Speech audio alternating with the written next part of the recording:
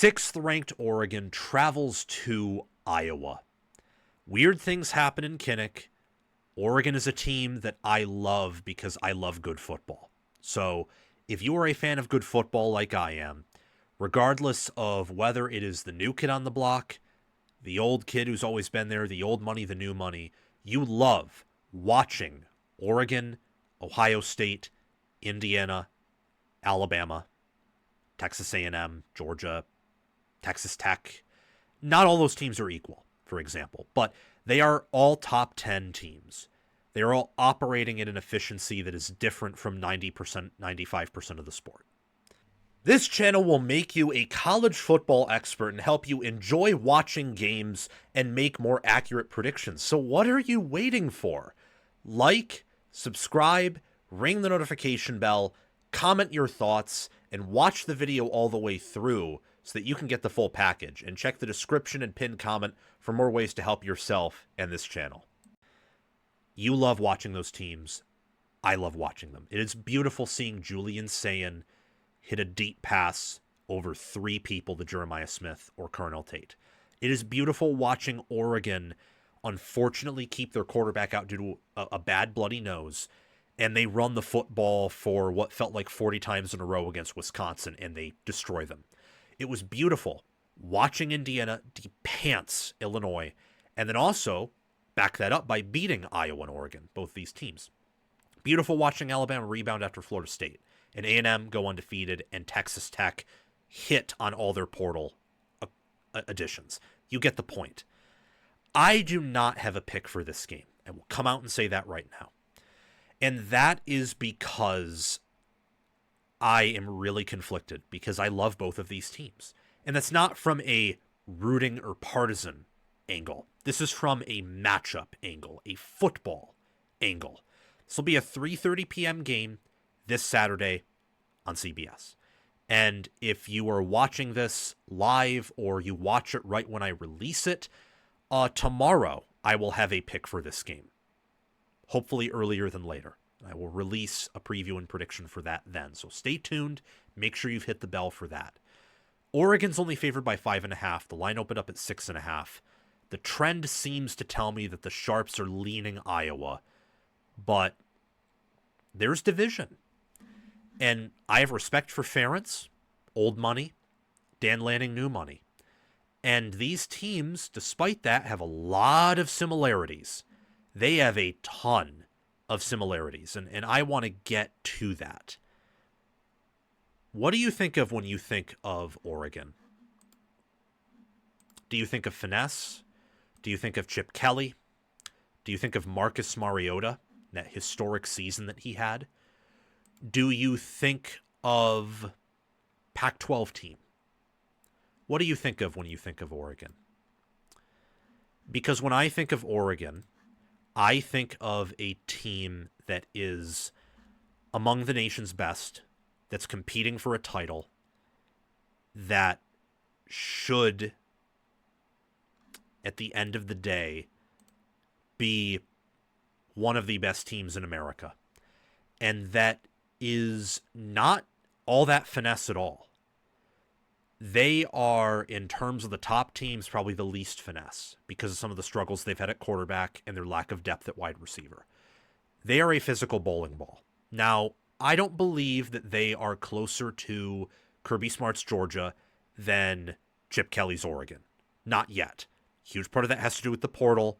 From a roster perspective, I think Lanning is getting there. By portal, I mean you can't build the same depth you did. Like, Kirby Smart himself probably won't field another team even close to 2021 Georgia, for example. But Oregon's recruiting and development is phenomenal. What do you think of when you think of Iowa? Do you think of a team that has no offense, that's all defense, that's really fake, that benefited from the Big Ten West, and only that isn't actually all that well coached? When I think of Iowa, I do think of elite special teams and defense, but I also think of Mark Gronowski and a gutsy, effective quarterback, a wonderful offensive line, and a revived offense that isn't good, but isn't terrible. It's just average. And I think that's all they'll need to win this game. Looking at Oregon's schedule here brings up some intrigue from me and from other college football fans, analysts, experts, whatever you want to call me, or the college football people I'm talking about. Oregon's ranked 6th. Oregon has that win over Penn State that hasn't aged well at all. Penn State's now 3-5. They have blowout wins over Oklahoma State, Oregon State, Northwestern, Montana State, and over Rutgers. Against Wisconsin, Northwestern, Indiana, and Penn State, they showed that they are not perfect, but they also showed that I think on that average basis, they are one of the nation's better teams. It's why they are unanimously ranked top 3 in FPI, FEI, S&P+, and they're top 4 in ESPN's efficiency. And they are second in opponent-adjusted EPA per play margin. Crazy, honestly. I mean, this is one of the few teams I think that may have genuinely matched or improved upon their 2024 self. Now, you also have Ohio State, but I also think that last year's Ohio State team at the end of the year was probably double digits better on a neutral field than that Oregon team was. Now, I think Ohio State's more like a field goal better than this Oregon team neutral field. Which, believe me, Indiana wouldn't be favored by more than that over Oregon neutral field either. Like, that's not how spreads work. Oregon was a very lucky team last year that created some of their own luck, that benefited from some lucky balls. They were much closer to 2022 TCU or even a Walmart version of that than they were to a true national title contender. Oregon fans have hated me for saying that at times, but I think that if you're an Oregon fan, you can look at this year's team and the athleticism, physicality, and the measurables of some of these players compared to last year's players, and this year's team is clearly more talented. Doesn't mean they're as good, but their ceiling is higher. Last year's team featured Dylan Gabriel, a secondary that didn't really have anyone above 6 foot, and it was full of transfers and really old players that were together. In fact, Oregon last year was a lot like Indiana last year, in a lot of ways, where you put together a well-coached team with a good culture. You do have some NFL talent. They had more NFL talent than Indiana. We're better than Indiana for sure. But now you're approaching a point roster-wise where you are one of the apex teams and you're no longer having to punch above your weight class to win titles. You just have to punch at your weight class. The problem is Dante Moore and this Oregon passing offense have some inconsistencies and some kinks to work out. That is going to be tough sledding against an Iowa defense that is among the nation's best and back to forcing takeaways. Iowa is intriguing because the Iowa State loss looks awful, but I also believe that Iowa is a much better team than they were in week 2. Iowa's one of the few teams. This has been overvalued a lot. People say, oh, this team's way better now than they were then. Or, no, actually, it's this team who is. And I think a lot of that's nonsense. I think a team outside of Alabama who is truly transformed from week 1 to week 11 is Iowa. Iowa's secondary went from looking like, oh, it's going to be even worse than last year's secondary to really clamping up. And I know Wisconsin, Penn State, Minnesota. I know. And Rutgers torched them. But against Indiana, outside of like 2 or 3 plays, they did a really good job limiting that offense. A really, really good job. And look, Rutgers has really amazing receivers. It's not a shame that when Rutgers was hot early on that Iowa gave up some points to them. Minnesota, I mean, Drake Lindsey was playing really well in parts of October before that blowout happened, and Iowa absolutely humiliated him. So I think there is merit to say Iowa's getting better as the year has gone on. It helps that a lot of these players didn't start or play much last year, especially on defense. So now that they are there with good coaching, they're really leaning into things. They're 6-2. They're 4-1. They probably have the best loss of the year to Indiana at home in that close fashion, while also having one of the more puzzling losses of the year to Iowa State. But Iowa State's a rivalry game. Just so happens that they lost on that day. Whoever had the ball last was going to win, and it helped that Iowa State was still hot, confident, and had Rocco Becht.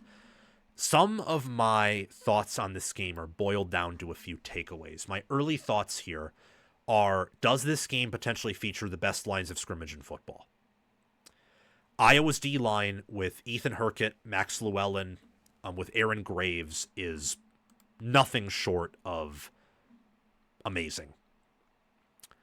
And behind that, they have Carson Sherrar.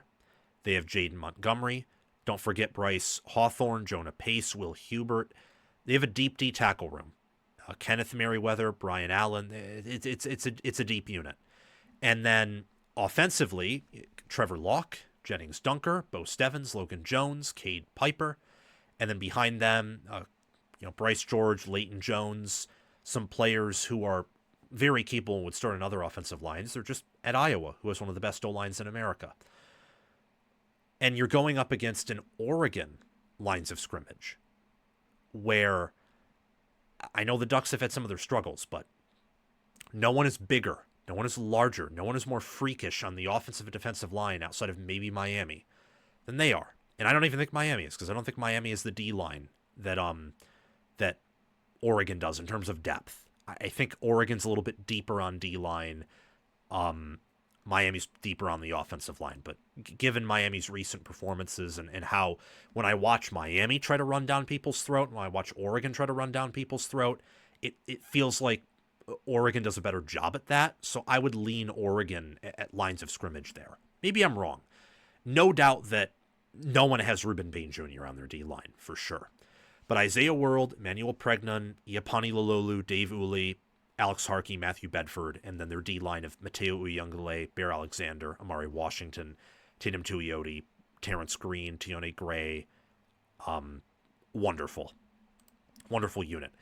The line of scrimmage play that will be featured here will give you a peek of what some future NFL D-lines and O-lines will hold. The defenses are strong. Iowa in efficiency is 5th defensively. Oregon is 4th. The only teams ahead of them, per ESPN's efficiency, are Texas Tech, Indiana, and Ohio State. Interesting, to say the least. I say that in the sense that you got a lot of Big Ten teams up there. Part of that's because the Big Ten does not have a lot of good offenses, don't have a lot of good offenses that at least can scale against good defensive lines. Like Washington. Washington in efficiency has an offense that's 8th. It's not a top 10 offense. When they go up against defensive lines that are better than their O-line, like definitively, they fall apart. Case in point, Michigan, Ohio State. If it would be the same thing if they went up against Miami. I think same thing, Texas Tech, Indiana, Oregon, Iowa, you name it. So you got 2 top 5 defenses here. And if you disagree with that, they're definitely top 10. But then you pair that with the ball control that both of these teams have. So whoever wins turnovers here, especially if it's Iowa by 2, if Iowa has a 2 turnover edge, I mean, really, if any team does, Iowa probably needs 2 turnovers to win, like a +2 turnover margin. Oregon, if they simply win the turnover margin, they could win. But also, given Iowa's style of play and how Dante Moore doesn't really turn it over, but he takes sacks, that's a little bit more intriguing. I think that Oregon could win the turnover battle and lose. Iowa could too, but it's probably less likely. It's more important that I think Oregon takes care of the football here. And that might sound confusing or even counterintuitive because Oregon's more talented. But ball control will be important. Both these teams have tremendous rushing offenses when they want to. You look at the offensive numbers for game on paper. Looking at EPA per rush, Oregon is 9th and Iowa's 23rd.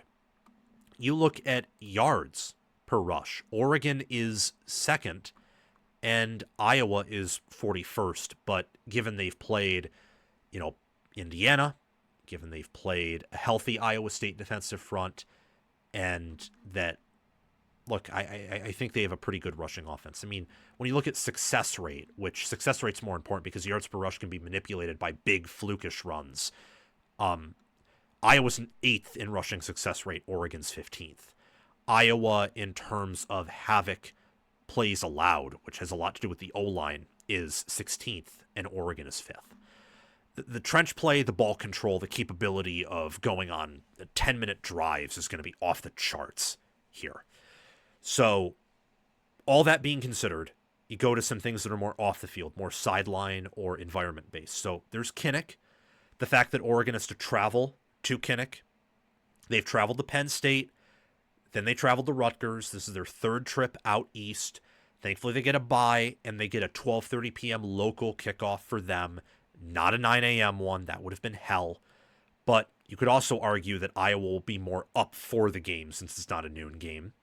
Noise, travel, weather, the history of Iowa getting turnovers and getting upset wins in Kinnick. That's a lot to look at. And then there's the coaching edge and game plan. So which staff better utilizes the bye week? Which staff continues their team's path to improving? And yes, I do think that Oregon is this team that will continue to trend up as the year goes on. Iowa should too. And also special teams. You know, Iowa's a big special teams edge here. Oregon's special teams are like Ohio State's. It's pretty. I would not want to have that special teams unit. I would not. There's no reliability for kicking. Punting is good, but the return game, the kick game, just not where it needs to be. Again, preview and prediction officially for this game after I watch some film and highlights will be out sometime tomorrow. Thank you for watching. I have such an admiration for both these teams as I do for the vast majority of Power 4 teams, given the talent they have, the coaching, and how hard it is to play this sport.